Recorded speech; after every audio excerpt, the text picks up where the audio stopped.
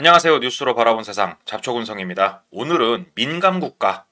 요즘 말 많죠? 미국에서 한국을 민감국가로 선정을 하겠다. 포함을 시키겠다. 4월 달부터 포함을 시키겠다. 이렇게 말이 나왔는데요. 지금에서야 늦게 한국에선 알고 발끈하면서 어떻게 우리가 그럴 수 있냐. 우리가 동맹인 게 하루 이틀 일이냐. 이러면서 조금 기분 나쁜 그러한 모양새를 적극적으로 어필을 하고 있는데요. 우리가 어쩌다가 민감 국가에 포함이 되게 되었을까? 그 이유를 오늘 좀 같이 알아보려고 합니다. 모두가 다 아는 그러한 이유들도 조금 알아보고, 그거보다 우리가 한 발자국 뒤에 서서 멀리 한번 보자고요. 더 넓게 한번 보자고요. 그러면 미처 생각지 못했던 많은 것들이 보이거든요. 어떠한 것들이 보이게 되는지 지금 바로 시작해 보도록 하겠습니다. 자, 최신 뉴스입니다. 미국이 민간 국가에 지정을 하겠다. 그러니까 한국에서 나서가지고 진상규명을 하고 지금 미국으로 쫓아가가지고 대화를 한다는 둥 여러 가지 말들이 나오고 있어요. 제가 일전 영상에서 민간 국가가 무엇이냐, 정치, 경제, 군사적 상황이나 안보 문제가 있는 이러한 국가를 민간 국가로 지정해서 관리를 하겠다. 어디서? 미국 에너지부에서 이 이야기를 제가 설명을 드렸었습니다. 이거에 관련해서 조금 더 디테일하게 알아보자면 어떠한 일들이 있었냐, 이거를 좀 설명을 드릴게요. 가장 먼저 민감 국가의 진앙지다. 어디가? 미국의 아이다호 국립연구소가, 여기가 원자력 발전을 연구하는 성지 같은 그런 곳이라고 합니다. 여기 도급업체 직원이, 그러니까 조금 이해하기 편하게 하청업체 직원이 원자로 설계 소프트웨어를 빼돌리다가 걸린 거예요. 그런데 하필이면 이 사람이 이 정보를 빼돌리고 무슨 비행기를 탔냐? 한국으로 가는 비행기를 타다가 걸린 겁니다. 그러니까 한국으로 이 원자력 발전 관련된 자료를 빼돌리다가 걸리게 된 거예요. 실제로 한국에다 팔지 어쩔지는 알 수가 없습니다만, 아니 모양새가 그렇잖아요. 빼돌리고 바로 탄 비행기가 한국 비행기였으니까, 그리고 미국 애들이 그 정도 정보가 없겠습니까? 이렇게 한국에서 원자력 발전을 빼돌리려고 한다. 그러니까 일단 니네는 위험 인물들이다. 이렇게 말이 나왔다는 거고, 그 다음에 수미텔이라고 하는 사람이 있습니다. 이 사람은 한국에서 태어났어요. 그런데 현재 국적은 미국인입니다. CIA 출신이고요. 미국에 가서 상당히 잘된 사람이에요. 높은 곳까지 잘 올라간 사람인데, 이 사람이 10년 넘게 한국 국정원 요원들과 접촉을 했다는 의심을 받고 있습니다. 비공개 정보를 지속적으로 전달을 해왔다. 이게 이제 말이 좋아서 의심이지 뭔가 그런 게 있었겠죠. 당연히 한국에도 정보기관이 있고 미국에도 정보기관이 있으니까 서로 여러 가지 것들을 알 수 있는 거지 않습니까? 그러니까 의심이라고는 제가 썼습니다만 그러한 분명한 일들이 있었겠죠. 이렇다 보니까 한국을 민감 국가로 지정을 하겠다. 이렇게 미국에서 이야기가 나온 거예요. 그러면 민감 국가에 포함된 다른 어떠한 나라들이 있냐? 보시게 되면은 중국, 북한, 그다음에 스탄 돌림자로 나가는 이러한 나라들, 인도하고 파키스탄 둘은 원수죠, 원수. 한국하고 일본 정도 되는 그런 사이예요. 이라크, 이란, 시리아 이스라엘 전쟁 못해서 환장난 나라고, 리비아, 수단, 알제리 여기도 전쟁하면은 둘째가람 서럽죠. 그리고 러시아, 우크라이나. 자, 여기 써 있는 나라들을 보십시오. 시끌시끌한 그러한 나라들이에요. 이러한 나라와 한국을 동급으로 취급을 하겠다. 한국도 이 정도로 위험하고 민감한 나라다. 이렇게 미국에서 지정을 하겠다라는 거예요. 그러면 앞서서 보여드린 이 두 가지 사건, 이 두 가지 사건만 가지고 미국이 민감 국가로 한국을 지정할 만큼 이렇게 심각한 것이냐? 제 생각은 그래요.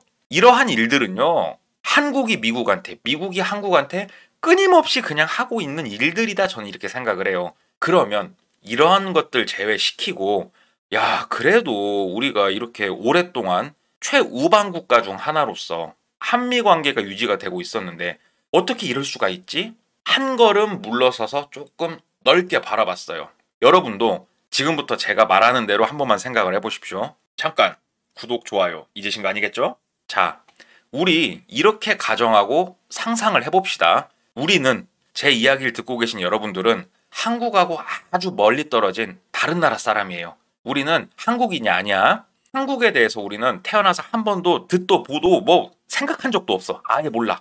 한국이 어떤 나라인지 전혀 알지도 못해. 그런데 우연하게, 정말 우연하게 한국이란 나라가 뭔지 알게 됐어요. 아, 지구 반대편에 그런 나라가 있었어. 뭐라고? 한강의 기적이란 게 있다고? 전쟁 난 지 뭐 100년도 안 지났는데 세계 경제 10위? 14위? 아니, 어떻게 그럴 수가 있지? 진짜 대단한 나라다. 그러면서 한국이란 나라에 대해서 심도 있게 한번 바라보게 되었다라고 우리가 가정을 해볼게요. 그러면 외국인의 입장에서 한국을 정말 객관적으로 바라보자 이거예요. 현재 대한민국의 모습이 어떻냐? 최신 뉴스입니다. 윤석열 대통령 탄핵이 여전히 안개 속에 머무르고 있습니다. 국회에서 탄핵안을 통과를 시켰고, 그러므로 인해서 헌법재판소로 이제 최종적인 선택이 넘어간 상황이죠. 헌법재판소가 국민을 생각한다면, 현재 경기를 생각한다면, 뭐 탄핵이 인용이 되든지 아니면은 뭐 빠꾸가 되든지 뭐든 빠르게 결정을 내려줘야 되는 게 상식이죠. 그런데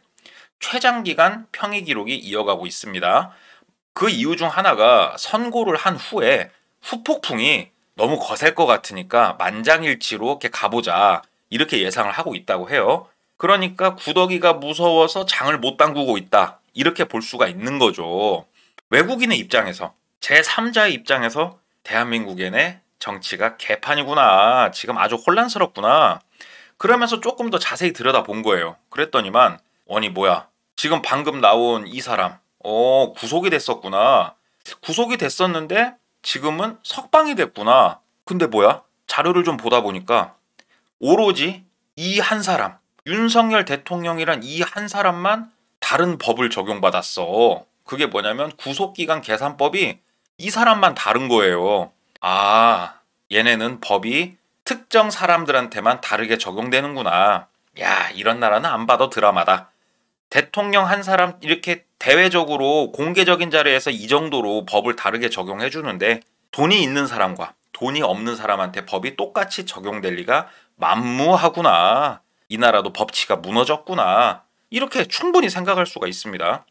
그리고 나서 좀 더 자료를 봤더니 뭐 이 사람 누군지 모르는데 정치하는 사람이래요. 그런데 암살을 당하게 생겼다고 합니다. 그래서 신변 보호를 요청했고 뭐 경호원이 묻고 지금 그러고 있는 상황이 돼요. 뭐야 얘네 남미하고 다를 게 없네. 총 맞아 죽게 생겼다고 정치인이 뭐 대한민국 말로만 경제가 좋네 어쩌네 그러더니 아주 이 나라도 세렝게티의 초원 같은 법이 존재하지 않는 그러한 나라구나 이렇게 이해할 수가 있습니다. 정치도 개판이고 법치도 개판인 그러한 나라구나. 자, 다른 자료가 뭐가 있나 봤더니 얘네가 부동산 때문에 지금 난리가 났대요. 토지거래 허가제. 이게 뭔지는 모르겠는데 이거를 풀어줬더니 불이 확 붙었다 이거예요. 너도 나도 막 지금 부동산 때문에 난리가 났다 이겁니다. 그랬더니만 한 달 만에 아이고 안 되겠다 그러면서 다시 그 불을 꺼버리겠다. 다시 규제를 하겠다.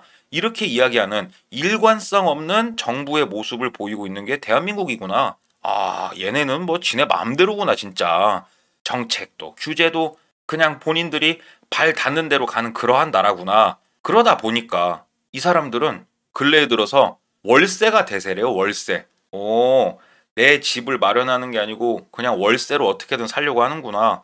그런데 유럽 같은 곳을 보면요. 월세를 굉장히 오랜 기간 동안 내 집처럼 그렇게 살 수가 있단 말이에요. 그런데 한국을 봤더니 그게 아니야.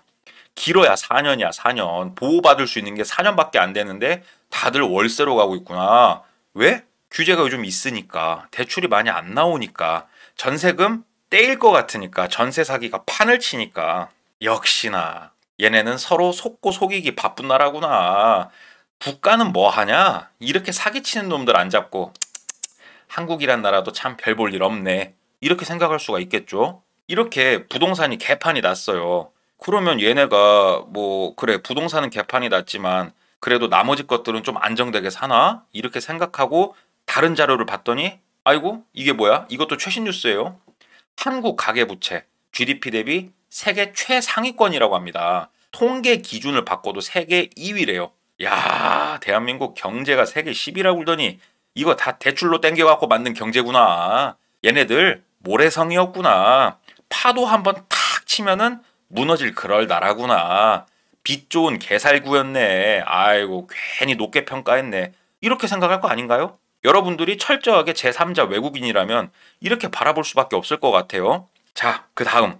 얘네가 이렇게 문제가 많으니까, 가계부채도 이렇게 높으니까, 그러면은 어떠한 방법으로 이런 것들을 극복하려고 하지? 하고 들여다보니까, 자, 최신 뉴스예요, 이것도. 보름 새 6천억이라는 대출금이 늘었다고 합니다. 이러다가 또 나만 집 못 사는 거 아닌가? 다급해진 영끌족이 지금 달라들고 있다고 합니다. 외국인 입장에서 이걸 보면 무슨 생각이 들까요? 얘네는 멈출 생각이 없구나. 이거를 가만히 놔두는 국가도 문제고 위험성을 알면서도 달라드는 국민들도 대단하구나. 이렇게 생각할 거 아닌가요? 대출 상승이 멈출 생각을 안 한다. 진짜 대단한 그러한 모습을 보이고 있고 기업을 좀 봤습니다. 홈플러스라고 하는 기업이 있구나. 그런데 여기가 이번에 뭐 부도가 났구나.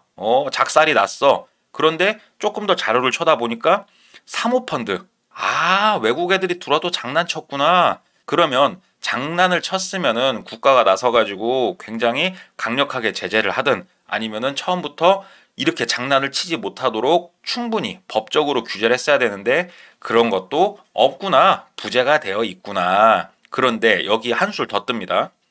사모펀드 MBK 김병주 이 사람 대표죠. 이 사람이 뒤늦게 내 돈이라도 조금 풀어서 이게 이제 사재 출연입니다. 내 돈을 좀 풀어서라도 소상공인들 돈을 좀 주겠다 이렇게 이야기를 했어요. 얼마나 줄 건데? 그래서 얼마나 책임을 한번 접을 건데? 그랬더니 금액은 나는 모르겠소. 물음표를 띄워버렸고 국회로 나와라. 너 나와서 한번 얼굴 맞대고 변명이라도 한번 해봐. 그랬더니 아이고 나 출장 때문에 못 가는데요. 아 우리 부회장 보낼게. 나는 못 가. 국회가 부르는데 불출석을 통보를 해버립니다. 대놓고 대한민국을 무시를 해버리는 거예요. 야, 돈 몇 푼 줄라니까 입 닥치고 있어. 이거를 국가를 상대로 이야기할 수 있는 게 지금 MBK입니다. 이 정도로 국가의 위신과 국가의 힘이 아주 진짜로 바보가 돼버린 그러한 나라가 지금 한국입니다. 대한민국이에요.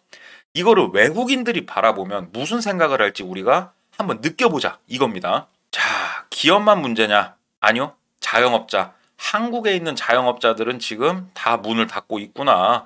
버티지 못하고 카드값도 못 내고 대출비도 못 내가지고 뭐 지금 파산을 하고 있고 신용불량자가 되고 있고 가게 문을 닫고 있고 코로나 수준으로 돌아가 버렸구나. 다른 나라는 코로나에서 지금 다 헤어나오려고 열심히들 하는데 한국은 코로나 수준으로 다시 돌아가고 있구나. 이 나라가 힘들긴 한가 보다. 야, 이렇게 무너질 수 있나 진짜. 이렇게 바라볼 거고요. 그 다음으로 이 나라가 또 어떠한 나라인가 바라보면 출산율이 나옵니다. 합계 출산율이 0.74명이구나. 잠깐만, 나는 이거 듣도 보도 못한 출산율인데 0.74명이면 막 손가락을 세워. 이 나라 없어지는 거 아니야? 아, 혹시 한국이 뭐 한 근 100년 전쯤에 전쟁이 났었다고 그러더니 북한하고 맞닿아 있으니까 또 전쟁이 난 거 아니야? 그런데 전쟁이 또 난 건 아니에요.